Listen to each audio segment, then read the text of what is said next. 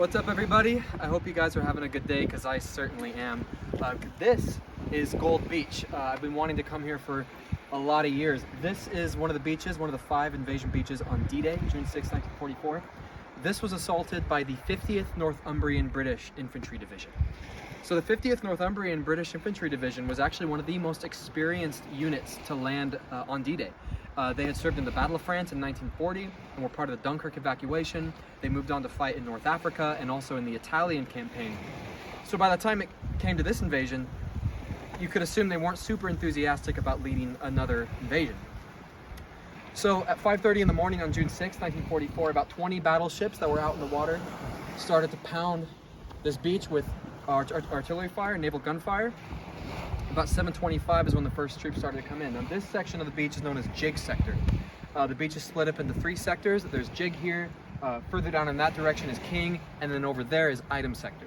So here at Jig was attacked by the 1st Hampshires and the 1st Dorsetshire. The 1st Hampshires landed pretty close to this position and were immediately under fire from what you can see directly behind me. This is WN-37. This was the strongest fortification on Gold Beach that morning. There was a German 88mm anti-tank gun, or pretty much an all-purpose gun, that was here.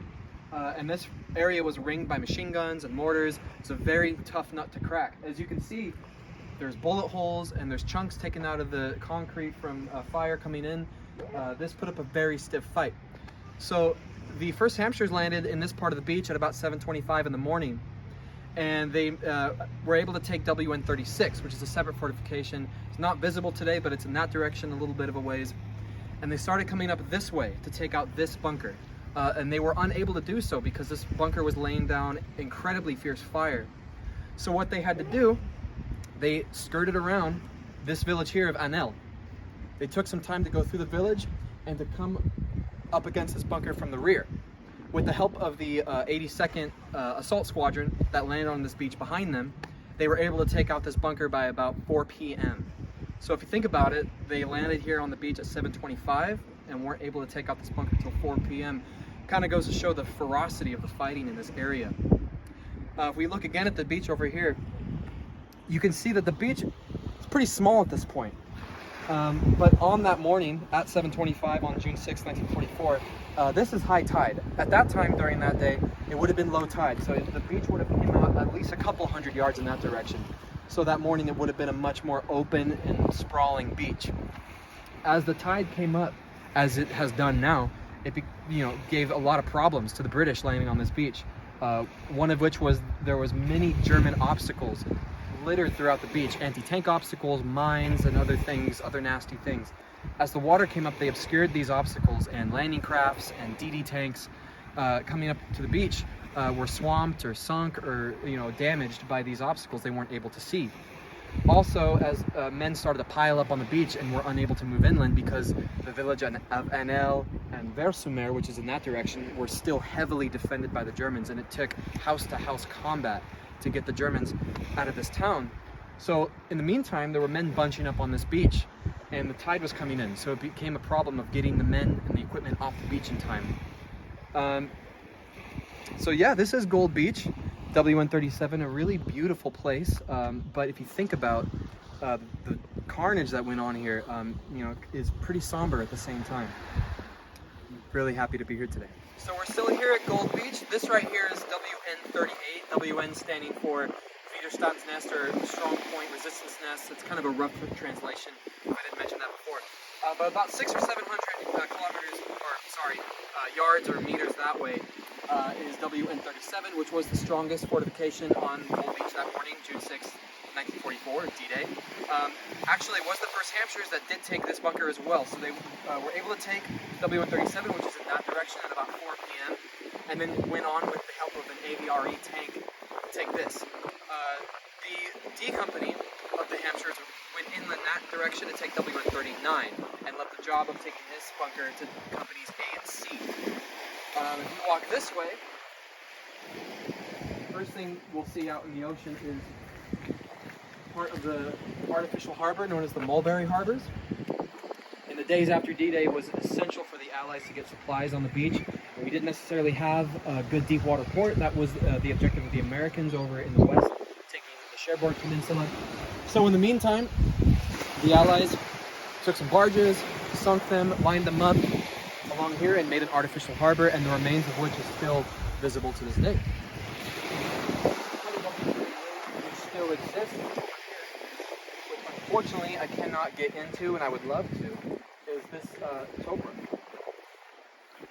So this would have had an inflating fire at either that end or that end of this beach.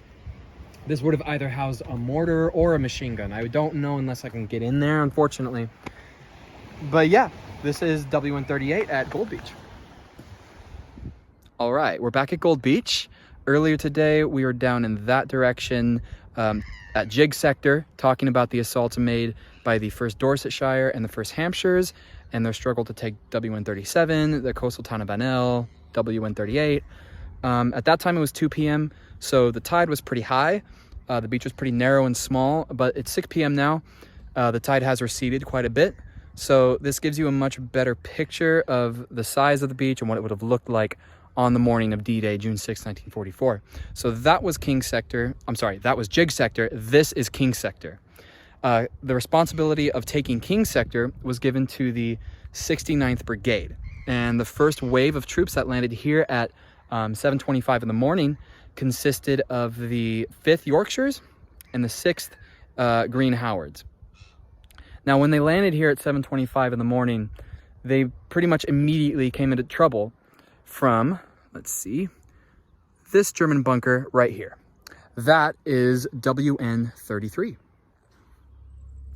All right, so that is WN33.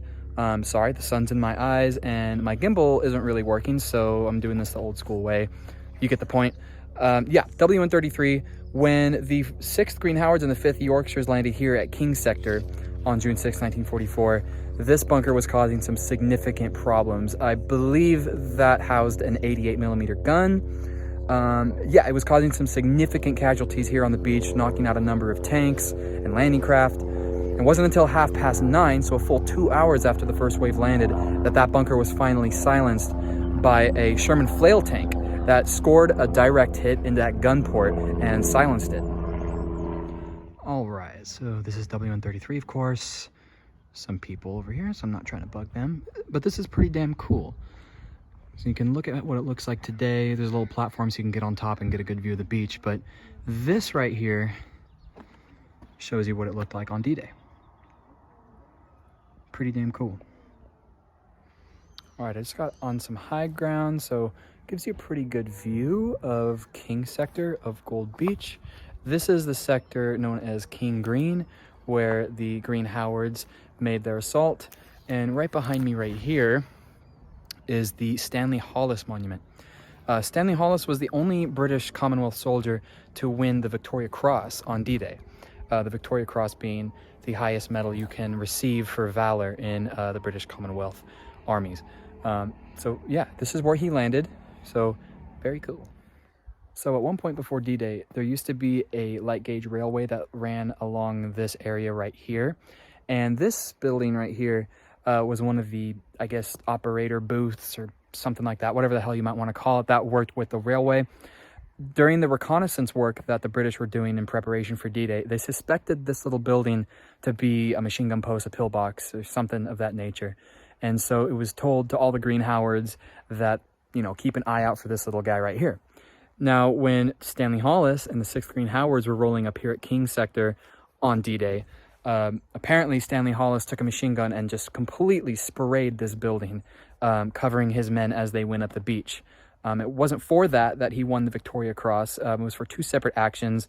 One north of Vers-sur-Mer, taking out a pillbox and clearing some trenches, and another somewhere else where he rescued some of his comrades that were under fire. But yeah, that is the Stanley Hollis Monument. I think some veterans, some people that knew him, chose that to be the spot to commemorate his actions. And yeah, pretty cool.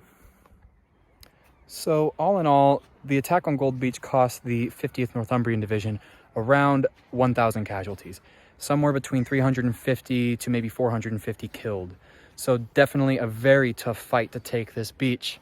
but they were successful in moving inland, taking the coastal villages of Anel and Versumer, and then by the next day, June 7th, 1944, they were able to capture the city of Bayeux, the first major town to fall to the Allies during the Normandy campaign.